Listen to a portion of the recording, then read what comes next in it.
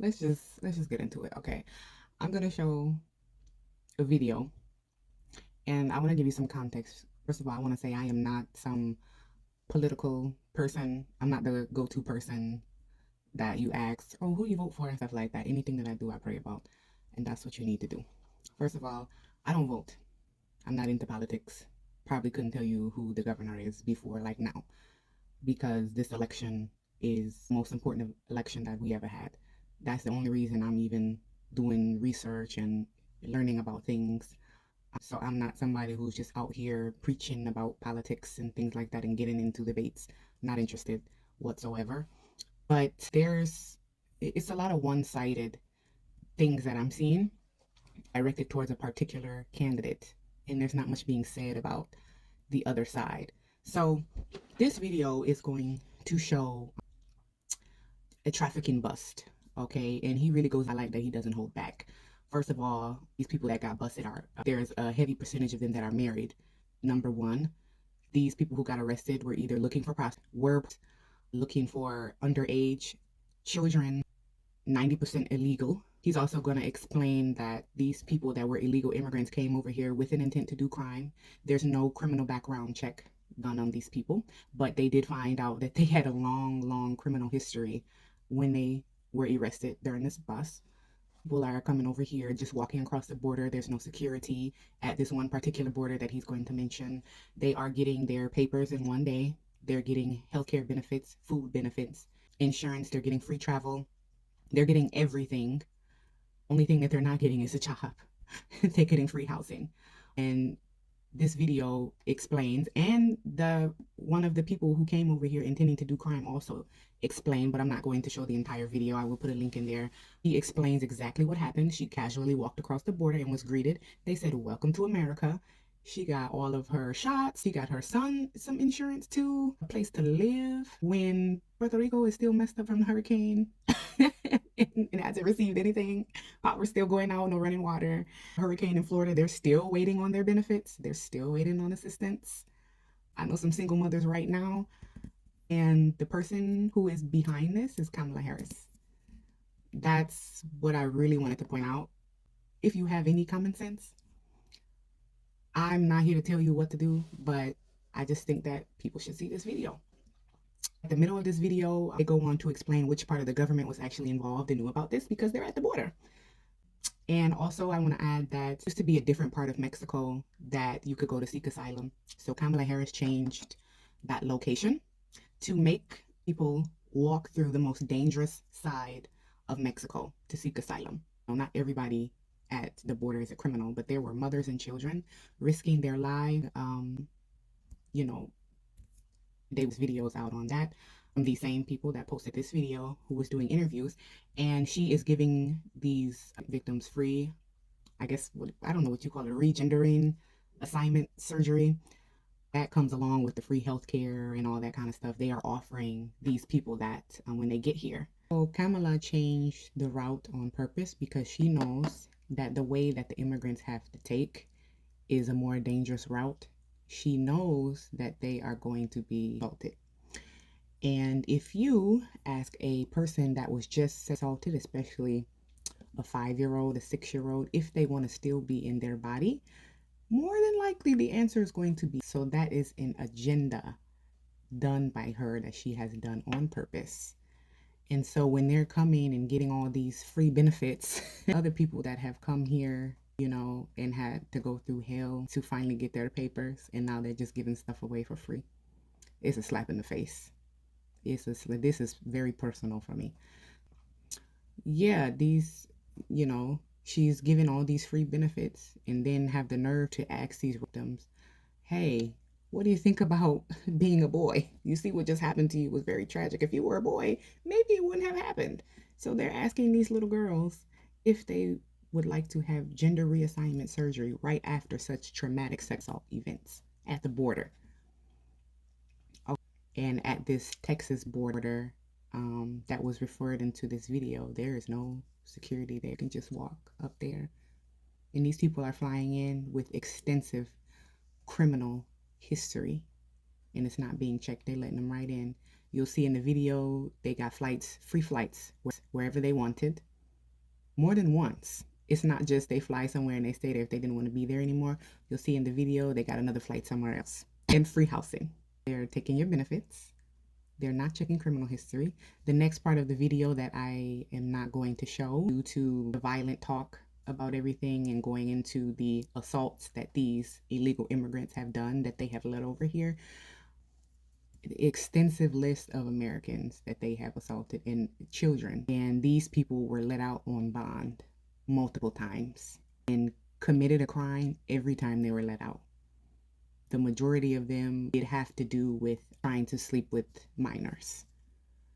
And for the majority of this video, and there were extensive of Americans, mostly women and children. This isn't about race, okay? You have to weigh the odds. This is all you can do. Which one is doing the worst for the country? That's all you can do. It ain't got nothing to do with race. Absolutely nothing at all. You need to remove your prejudice, especially African Americans. You got to cut that. That's dead. You got to cut that, okay? If you were born in the 1950s, you might think a certain way. No, this ain't about that. You got to put that to the side, okay? Let it go, all right? Weigh the positives and the negatives and then pray. Simple as that. You ain't got to go no further. You ain't got to be arguing with nobody, debating with nobody. So for those of you who aren't into politics, I think this would be a good video to watch to help make a decision. Just because you vote for somebody doesn't make you a traitor to vote for you know who. It doesn't make you a traitor. Okay. I could say a lot, but African Americans always want to band together for the wrong reasons. And no, this ain't that. This is not that. Okay. Think about your children. Think about if the border is only slightly open now, imagine when it becomes all the way open. All these crimes that have already happened, the numbers are in the thousands already. Think about your children. Free gender reassigning surgery. I think the age that they said they were going to start at is 6 years old, that they would be allowed to make their own decisions to do that without the parents interfering. I just need y'all to watch this video, and I need you to pray and stop arguing with people. Just stop. It's not necessary. It's really not. Like I say in all my videos, I'm all about the facts. What are the facts? Don't give me your personal feelings. I don't care how you feel, what you feel. I do not care. Give me the facts. I will adjust accordingly based on the facts, and I'll pray. And that's it. That's all you got to do. Don't lose no sleep. Because at the end of the day, God gonna do what he want to do anyway. But if you do not vote, you are complying with evil, period, by default. I mark my words right now. This is a warning. If you do not vote, you're working for the other side, period. Okay? Check this out. 157 arrests, 47 prostitutes, 96 Johns, and 14 for a variety of other charges. We arrested one for human trafficking. Usually it's remarkably difficult to find the human trafficker, but we did this time. We also rescued 4 potential victims of human trafficking that admitted it up front. Now, our wonderful NGOs that are here today will follow up with all of these people, because after creating a relationship and partnership, usually they identify others who, once they become accustomed to the NGOs and see that they're there to help them, may also be noticed. But we are excited that we were able to rescue 4 potential victims of human trafficking. Now, this is such a popular thing in Florida. You know, you come to Florida on vacation. A lot of people want to leave on probation, and this time was was not different than any other time. People came from 9 other states in order to be arrested in Polk County, Florida. I take that as a great compliment. They were from California, New York, Nevada, Pennsylvania, North Carolina, Kentucky, Wisconsin, Georgia, Arizona, and one came to us all the way from the UK. So I don't know how our jails and lockups compare to the UK, but we have a subject matter expert now. 26 of those were married. The youngest John we arrested was 15, the oldest one was 61. We added 35 new felony charges and 201 misdemeanor charges as a result of this operation. What's interesting is that there were 327 prior felony charges that had been filed against these people. So we weren't dealing with a lot of people who just stumbled in by mistake. And there were 455 prior misdemeanor charges filed against these people. Now, these that we arrested, some of the charges included 2 counts of homicide, or 2 people charged with homicide. Apparently those were all processed in the process. Vehicle homicide, kidnapping, robbery, and then a sundry of other charges. So there were some very bad people that we arrested. Now, for just a moment, I want to focus on what I think is a huge concern, and that huge concern is those that came here illegally. So I'm going to roll out a couple of things for you. First, I want you to see this chart. 25 illegal immigrants were arrested in this operation. They were from Venezuela, Cuba, Colombia, Guatemala, Honduras, and Mexico. 16% of these total arrests were people who should not even have been in this country, but they were here. And they were here because we have a federal government that enabled these criminals to come into the country and then treated them very well after the criminals came here illegally. So let me share a story with you, and then I'm going to read a quote for you and then let you see a video. The prostitutes that came here, several of them had to pay off a coyote debt. Some of them said, hey, we did it because it was easy money. Others said, well, we came here and we were illegal, we couldn't get employment, so we turned to prostitution. Some of them said, we were threatened and our family was threatened if we did not prostitute for the coyotes or for the human traffickers. So I'm going to tell you one story about one of our suspects, Maria, and that's not her real name. She's from Venezuela. She made a conscious decision to come to this country to commit crime. She flew into Mexico from Venezuela. She walked across from Juarez, Mexico into El Paso, Texas with her 1-year-old child, where she was greeted by the Border Patrol. Did you hear what I said? She was greeted by the Border Patrol. There was no sneaking. She flew in, she got here, she simply walked across the open border. There is no border security at the southern border. Zero. It doesn't exist. So when she was greeted, and you'll understand why we use that term in a minute, you'll understand that she went to the Border Patrol processing, where in 1 day she completed the processing and was released to a facility, a holding facility, a housing facility for immigrants.